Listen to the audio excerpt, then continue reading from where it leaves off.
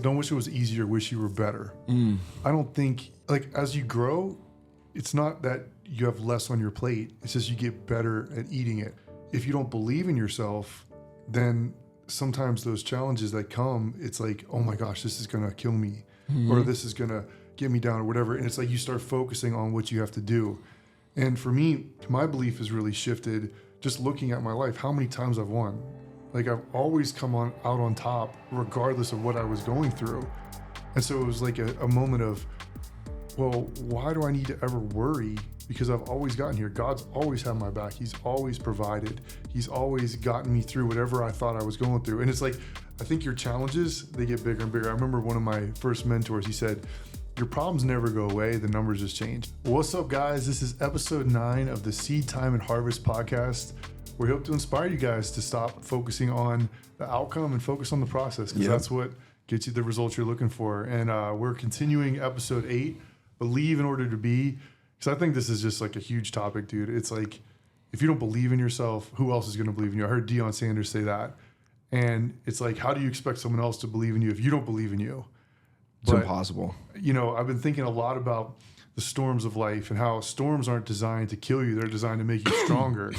And I know you've been going through some storms recently. Oh, yeah. And, you know, I just wanted you to know, like, I respect the way you carry yourself all the time. Like, you never know that you're going through what you're going through. And it's like, your story is your story. But, you know, people look at you from a standpoint of, you got to be the man. You know, you're the person people are looking to in a lot of aspects of life. And I would never know that you're going through what you're going through unless I knew you as my boy. So I just want you to know I respect you. I love you for that, Appreciate man. it. But maybe share a little bit about that, how your belief has been, you know, pivotal. Because if you didn't believe in yourself, this stuff would get you down. It's like, I heard a story one time of a guy who was a billionaire. I think he was worth $8 billion. And he lost half of his money, but he was still worth $4 billion and killed himself. To me, that's someone who doesn't believe in themselves. That's their outcome is all determined on what they see in their life, the physical. It's not intrinsic, it's extrinsic, you know? Yeah. And I see you, it's like, well, if Alex didn't believe in himself, you couldn't go what you're going through with the grace that you're going through, what you're going through. So maybe talk about that, bro. Yeah, I mean, it is tough. There's, I think, for our listeners and people out there, like, I think the one thing that I always hope to get from this is that someone listens to this and they realize that you can be down on your luck, you can be down on some health, you can be going through relationship problems, father or motherhood issues, addiction, whatever it is, depression, anxiety, all the list of shit that can just pile up on you, and sometimes all at once, right? Like, you know, so my hope always is to come on here, talk to you, you know, authentically and honestly and openly of like, okay, like, this is what's going on. We're not perfect. We stumble, we fall, we make horrible decisions, but the self-awareness of like, how did you get here? Why did this happen again or whatever? And so that's before I answer the question, I think for anyone that's listening, it's always, I hope that somebody hears it and is like, God, I've been going through something, or how do I get out of this? And I don't have every answer, right? Because I'm still, you know, treading water, and sometimes I go under and I have to come up for breath or whatever. But like, as far as, you know, with work, personal, you know, fatherhood, you know, being a great partner, trying to manage money, try to be a good son with, you know, parents that need your help, blah, blah, blah. And it starts to compound and put an enormous amount of weight on you. And if you don't have belief in yourself, you are going to spiral quickly. Like you're going to be in this horrible mindset. You're going to be in a terrible place, and you're really just going to give up. Like the guy you were just saying, and whether you're worth $4 billion or you're worth $4, doesn't matter your financial situation. If your belief in yourself is zero, there's no way out of it. No matter what successes you're having, no matter what you're going through, even all the good in your life, you're not able to see it, right? I think that's where a lot of people, and that's how I navigate all of this, is there's a constant list that I should probably write down. I used to write that stuff down a lot and journal a whole bunch. I should probably get back to that practice. But like, you know, going through what I went through, so I was married for, 15, 16 years, right? She was somebody who I met when I was 22. We grew together. We built businesses together. We made mistakes together. We did everything. We raised 2 kids to teenagers, right? And then, life just, you drift apart sometimes, right? And no matter how hard you're fighting for your marriage or your relationship or for your husband or your wife or your spouse, whatever it is, sometimes you let go of it and you need to just start over. And that is been this journey for the last few years, has been like this reset button. And you can't take 15 years, 16 years of life and then just like switch it off, right? I mean, the momentum you created from that life is going to carry on forever, especially if you have children, right? And so going through all of these challenges where, not only am I resetting, new baby, business has changed dramatically with B1 and in real estate, new business partners, new agents coming on all the time. So work has its own challenges that are very difficult to navigate. And then when you leave work, you always hope that you have a safe place. Like when you leave work, you're supposed to enter your living room, and that's where you go to feel safe. And luckily, the kids and Haley and that my life have provided that for me perfectly. So I do go into a very amazing space. With the baby's incredible. Haley's amazing. The kids are a joy. Like everything there. If I just were to take a snapshot of that, it's perfect, right? And so I think what happens is like no matter what you're going through, whether you're going through mediation or court or divorce and all this stuff and then all your mistakes are brought up, everything, you have to relive it all. And then you realize, wow, this is how I ended up here. Is just a series of horrible choices. And then hopefully you made one really good one and you're going to stick to it and you're going to go, but with the belief in yourself of, I know how to navigate out of this. And no matter what, I still go through doubts of, oh my God, I don't have time. The business is going crazy. Our conversion is going down. The revenue's changing. Zillow this, Realtor.com that, and I'm not in the field anymore. So I used to be able to believe in myself, used to be different because whenever I got into trouble, I could just go sell more. So that was a very easy solve for me. I just go in and take more calls, take more leads, close more homes, done. I can pay for all this shit. It's over. Now I have to, I'm leveling up at the same time as well as a leader. And now I have to drive results through other people. And they may not have the same passions I have. And so it's a constant learning and this like ever evolving process of leadership. You can never, be perfect. And so looking to the right people, having the right conversations, reading the right things, and just like, okay, there's ways out of this. And so what I've gone through, like personally with death and divorce and, financial hardships and everything that have kind of, led me here. But when I take a snapshot of all the good, oh my God, does it outweigh any of that?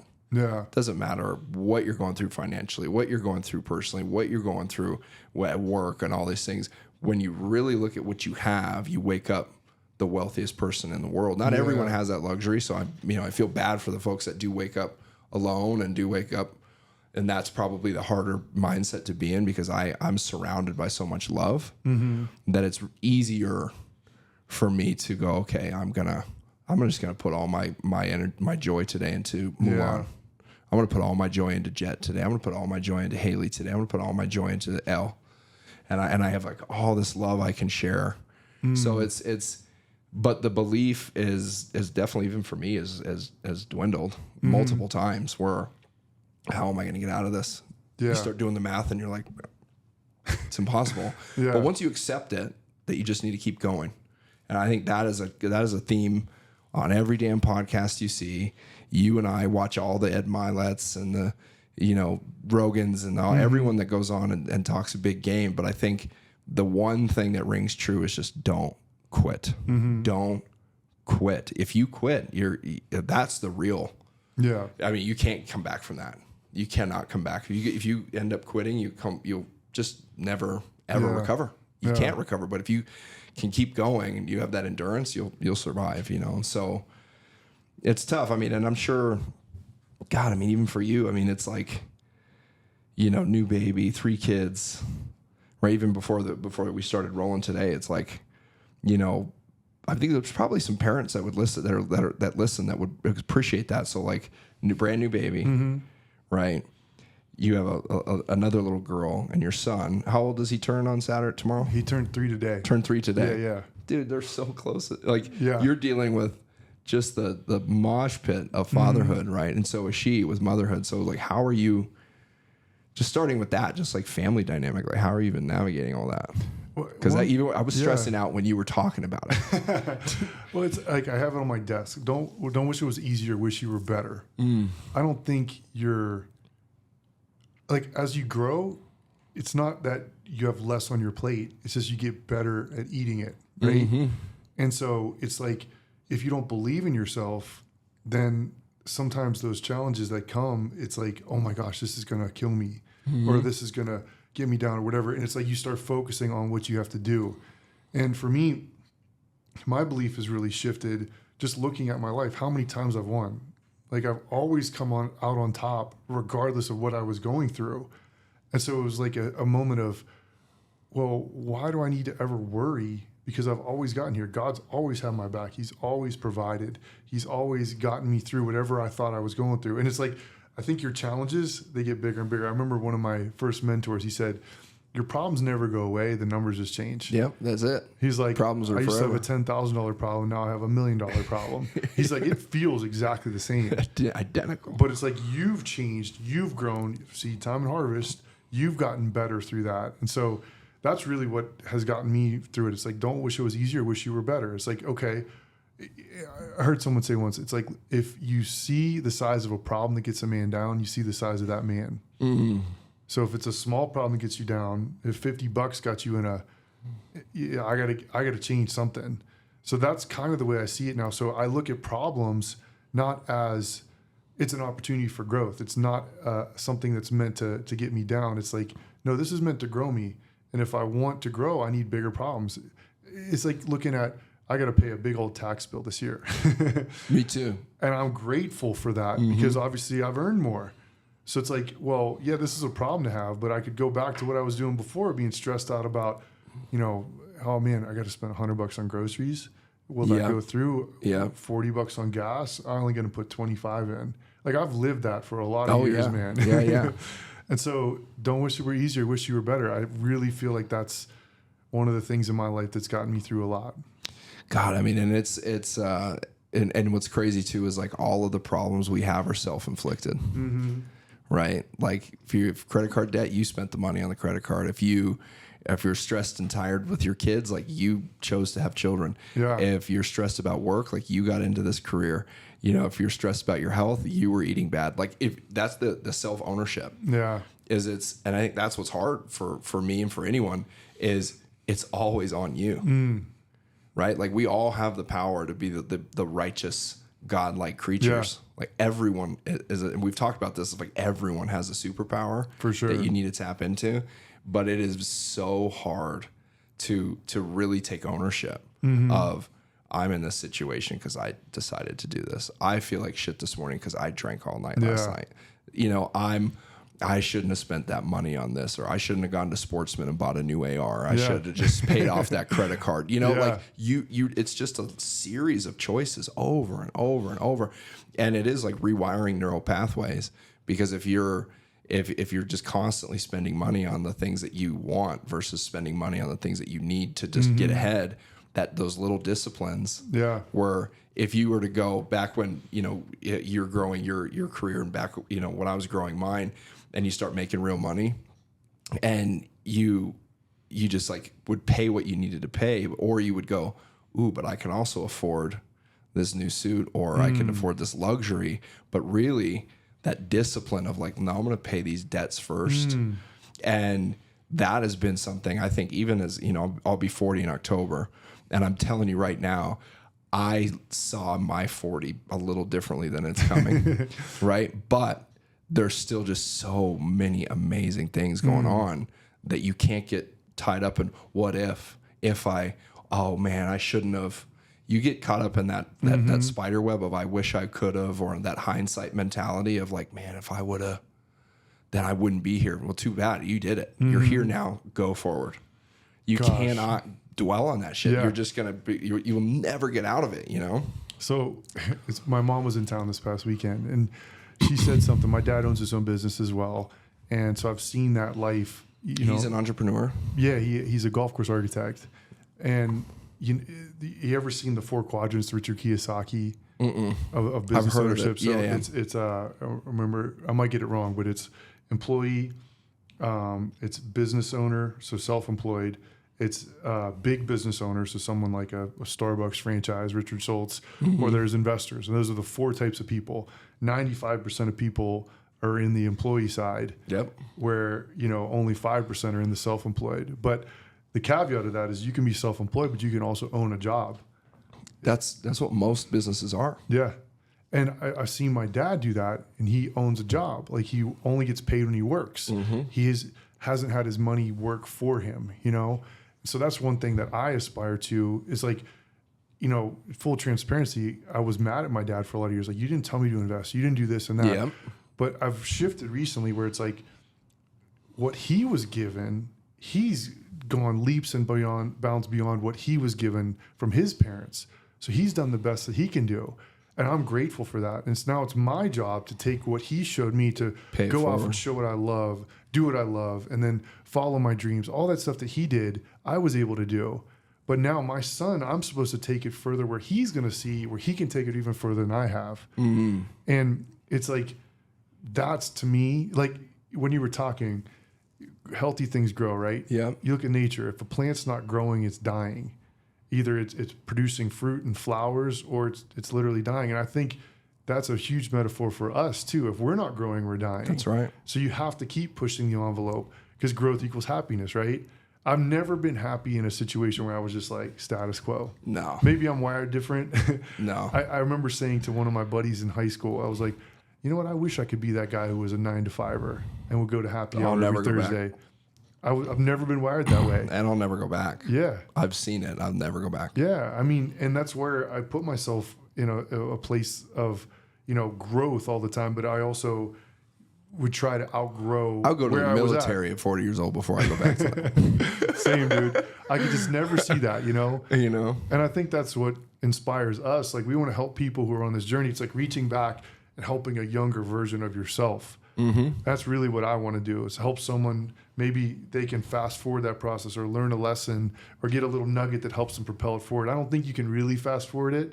I think you can make it slower, but I don't think you can really fast forward your journey. Well, I think you can fast forward it if you're doing all the wrong things. Like, what I mean by that is, so I think, I don't know if I've ever talked about this on here, but in high school, I was a total degenerate, like, student, right? I was just a typical, like, student athlete. Yeah. Right. And my senior year, I had a, like, this study hall with this kid, Fraser Carson, and he was like high functioning autistic, kid. Yeah. Very smart, like Rain Man type autism. And I would always tell him about my weekend because it was Monday morning study hall. And I would tell him about this, like, just terrible weekend that I had, even at 18 years old, just living a grown man's life, and I would just tell him all these stories. And he said, I don't know why you insist on living life in the fast lane, Mr. Chapman, because you're just going to get to the end so much faster. And I was like, I'm like, this kid dropping knowledge. And here I am now 20 years later, 22 years later, and I still think about him saying that because it is very true. Think about, like, you're living the party lifestyle, how many nights and days are wasted and gone that are just blurs out of you. So you're same amount of time, but you are fast forwarding because you're not in the present. You're just gone, whether it be cocaine, alcohol, Vegas trips, whatever you're doing, you're living the fast life. Yeah. And so I think that's where they got that of like, oh man, he lives that fast life. Because you do. Look at all the rock stars, all the people that just like they look like shit, they feel horrible, their faces age, so like you're right. You're right and I'm right? Yeah. Like, you can slow it down, but I think you can get to the end a whole lot faster if you're just burning the wick at every end and that's, just doing all the wrong things. Slowing, like, you're saying fast forward from like a standpoint of like you fast forward life. I'm saying like fast forwarding where you want to get to or where you're Oh, meant yeah, to get yeah, to. yeah. You know, That 100%. I think you could prolong that. So that chapter, I know, man, my 20s, I don't remember that time much. And it's what a like, blur. yeah, but I think that's the enemy's goal is to get you distracted with porn and alcohol and all the bad other things. stuff where it keeps you from pursuing your purpose. And that's why it's so challenging when you start to say, no, I want to be the best version of myself. I want to be wealthier. I want to build a better life for myself, my family, whoever it is. That's why it's so hard, because it's like then you're actually moving into what you're meant to do. So, Dude, I honestly think, and our generation is kind of weird with this with kids, because we're definitely like, I mean, what most people we know are not just popping out kids like we are, right, or have. And I do feel like there is no greater feeling, no greater purpose than having a child and making sure that they are hearing your wisdom, seeing your mistakes, being part of your life, and you're just passing on that legacy to them, good or bad. You're passing this on to them, and then hopefully they do it again and again and again, and that's the circle of life. But when I look at this, like I only have a handful of things in my life that I truly will just do, right? Like my circle has gotten this big. I have I'm not throwing meaningless parties just to have people around me. Yeah. And I miss those friends and I miss all that stuff. But like, dude, my kids. but were they really friends? I don't know, dude. You like know? this is, it's even if they watch this shit, dude, it's like I've got like through the divorce and through all this and like with that division and all, like, dude, if you don't call them and they don't call you and you go years without seeing them, like how close were you really? Because there's a handful of people that no matter what will still reach out to me, check on me, or talk to me. And those are the people that you could ring my doorbell tomorrow. I don't care. Come in. Yeah. You're my brother forever. Yep. But the people who just kind of like let it drift away and then I let it drift away, like maybe we were good for each other at these levels of our lives.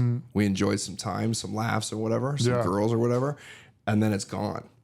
So to me, I'm like, I've got my health, like my kids, you know, Haley, and my job, you know, and right now, like even the business that we're running, like it's still a job. Like I'm employed here. Yeah. Right. Like we're not there yet. Sure. You know, like, and so, I mean, that's the goal. The goal is to grow this and this all grows and we figure out where we're going once we get to that level, because it's always going to change. But man, my focuses have become pretty narrow and focused. Like this is what I'm going to go after.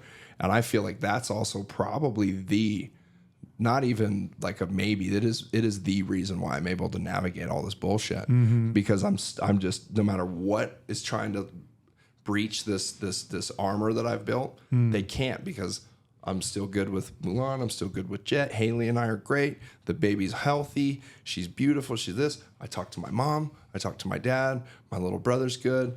And then the rest, you know, I'm like, okay, work. Make sure work is healthy.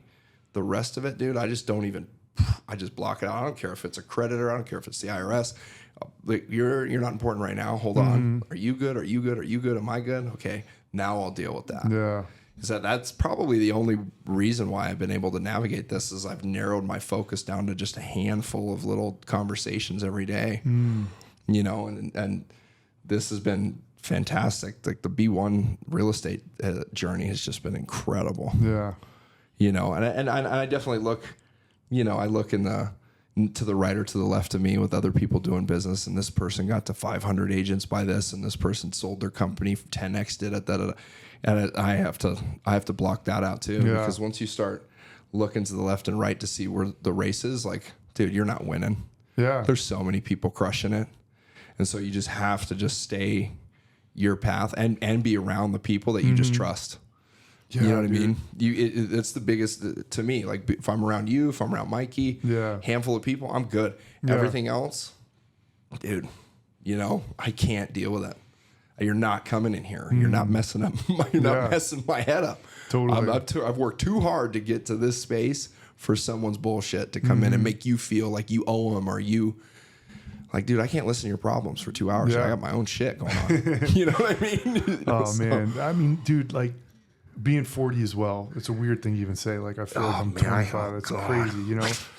And I thought for a lot of years, well, so-and-so doing this and doing that, and they've done this, and they got this house, and blah, blah, blah, this kid's blah, blah, blah.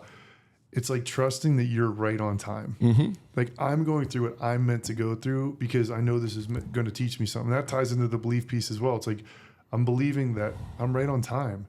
So I guess I want to say that to anyone listening to this or watching this. It's like, you're right on time. Mm-hmm. You're going through what you're meant to go through right now, because guess what? You got to grow in order to receive what's coming to you. And it's like a blessing out of season is a burden, right? Like, think about the lottery. I think 97% of lottery winners are worse off 3 years after winning the lottery than before. Like, I think it's pro athletes. That makes sense, though. You know? That falls on the same category. Like, I'm 20 years old. I'm a high draft pick. I get $20 million. Gone. That's a curse, dude. That's the devil on their shoulder right there. Oh, yeah. I remember I could have been probably like a free agent. I would have made league minimum in the NFL, $600,000, whatever that was. I was already counting what kind of BMW I could buy.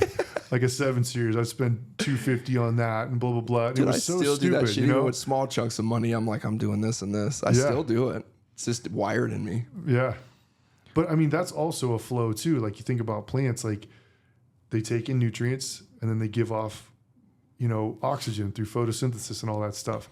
If you hold on to your money and you're like got this vice grip on it, it's just going to slip through your fingers because that stuff's going to go regardless. Bills are still going to come, but it's also trusting it has more. Like, I was at the mall yesterday and I needed a gray pair of shoes. I was like, I don't have a real gray pair of shoes. And I saw them and I was like, do I really need this? But I was like, no, I'm going to buy this because I have to keep this flowing. And it's part of like a trust thing for me. And I used to be the guy who just would spend everything I had. But I got investments set up. I'm putting money into the future. I've got funds set up for my kids. I'm constantly doing that as well. I'm paying my back taxes. I'm taking care of all that stuff. But if I just hold on to this and I'm like, oh no, like I can't spend that $100, then that's what you focus on. And going back to when my mom was here, she said something. She was like, well, when my dad was in business, or when your dad was in business, we always had to prepare for the seasons of drought. And it made me think, well, if you prepare for that storm, you're going to get that storm. You know, and that's a belief thing too. Like, I believe this storm's coming, so then it's going to come. Yeah. But what if you flipped it and just believe you got seasons of abundance coming, and you stay in that place? Then you don't think about it, and then you get that. We talked about it before, like reverse manifestation. Worry, that's all that is. When you worry, you get what you worry about. Well, what if you just prepared for the season of abundance because you believe that's coming? Did you think rewiring the mindset, right? Because I think that's where myself and any listeners would challenge, right? Is like it's so easy, very easy for us to say, way harder to do, to say, hey, well, if you just flip that mindset. But then I think, and I've been victim of this, and I've worked on this. I mean, this is something I've worked on for years of could always be worse. And I've been here before. And you can teach your brain and rewire your neural pathways to flip that over and go, nope, we're coming out of this. Yeah. No, we're going to crush it right now. I know we're slow right now, but we just got to do this, this, and this, dude, and we execute and go. Right? But some people, they're like, the drought's inevitable.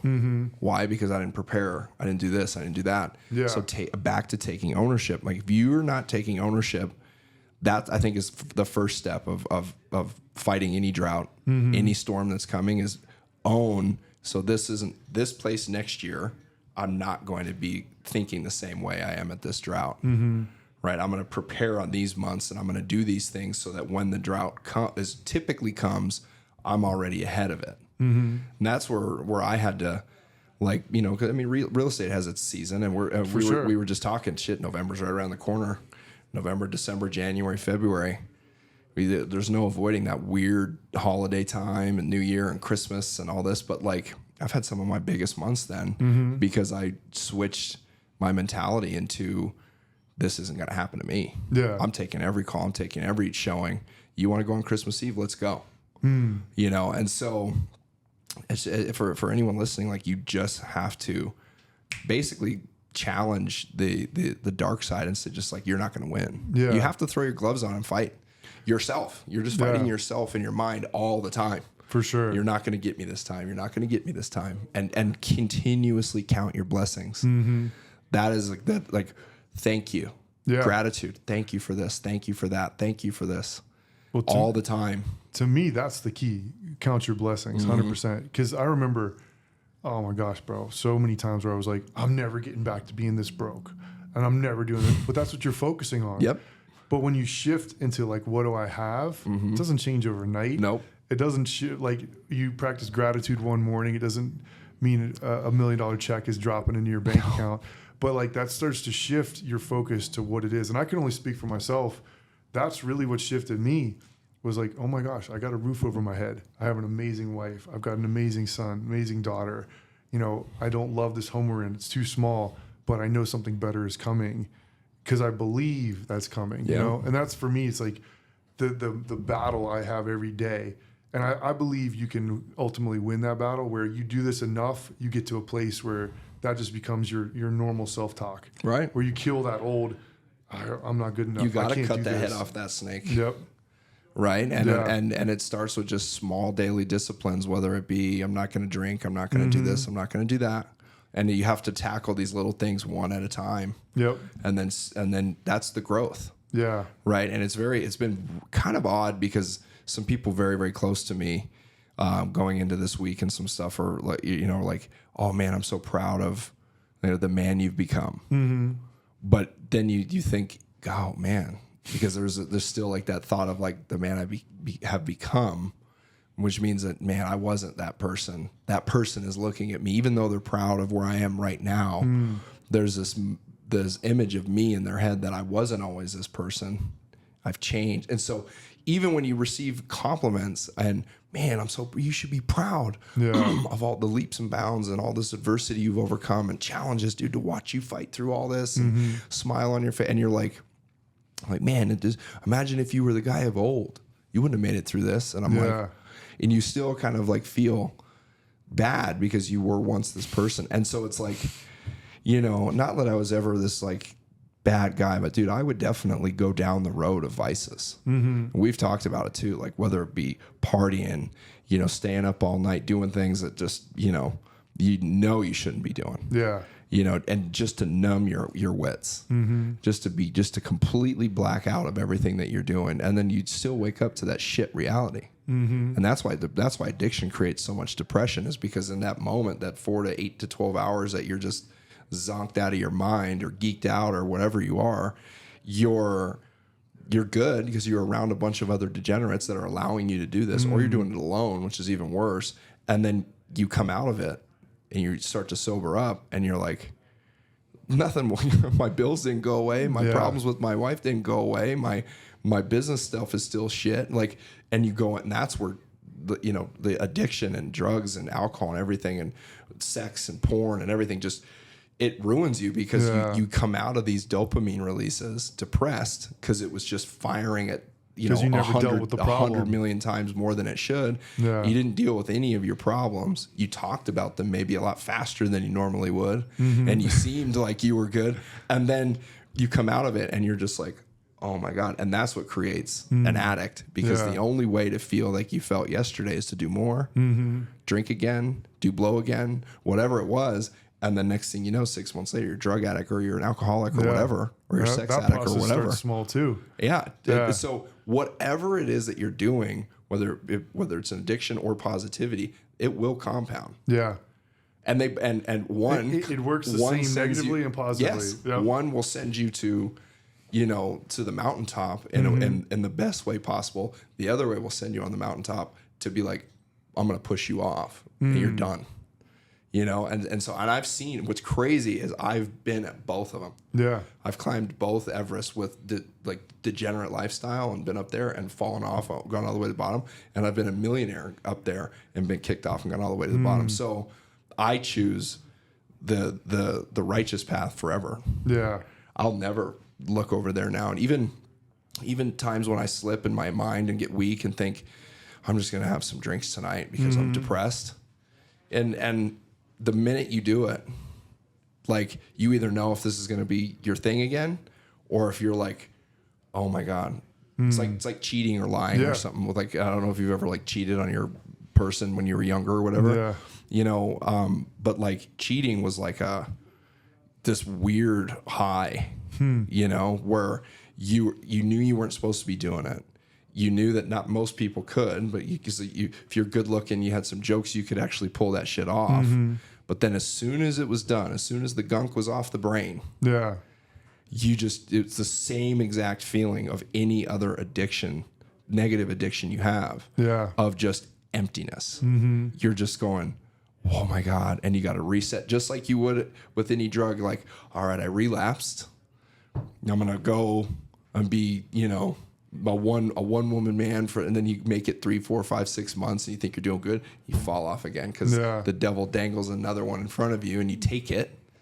And so once you can eliminate all the bad stuff and you start to see how prayer and gratefulness and positive people and exercise and food and everything start to compound exactly the same way, man, but the destination that you're going to get here, whether you become a multimillionaire or not, doesn't matter. You will have lived a righteous life, right? And that's how you want to be remembered. Yeah. Because you're going to die on both paths. Gosh. You're gonna die whether you're degenerate. You're gonna die whether you're righteous. For sure. But you want to be remembered for being a righteous person. Dude, I'm just, as you're talking as well, it's like, I just think about rock bottom as a gift. Oh yeah, I love it. Because rock bottom makes you actually like self-assess. Yeah. Well, how did I get here? I've been there a few times where it was like, oh my gosh. And always gotten out of it. And that goes back right to belief of like, even though I felt like I was never going to get out of this situation, and I've never been that like drug addict, I'm sleeping on the street, that type of stuff. Like that's not been rock bottom, but it's been rock bottom financially. It's been rock bottom of mentally, big time of like, I don't know how I'm ever going to believe in myself and all that stuff. And if you can look at rock bottom as a gift of like, oh my gosh, what am I supposed to learn? And then to me, it's use that process of what got me here. Yep. And then you just literally reverse engineer Do the opposite. and then you have what you want. Yep. But you have to believe in yourself in order to be able to go down that positive route. You know, and it's, for me, like you, it's like, oh, I start down it, then I go back. And I start down it, then I go back. Yeah. And it's those cycles. Right you back just to keep the end going of in the a fucking circle. line. Yeah. Every time. Yeah. You know, it's like at the DMV. Yeah. It's like, how did I get here? Gonna wait my turn again? Totally. Yeah. Well, let me ask you this, dude. Have you ever hit a point where you were scared to look in the mirror?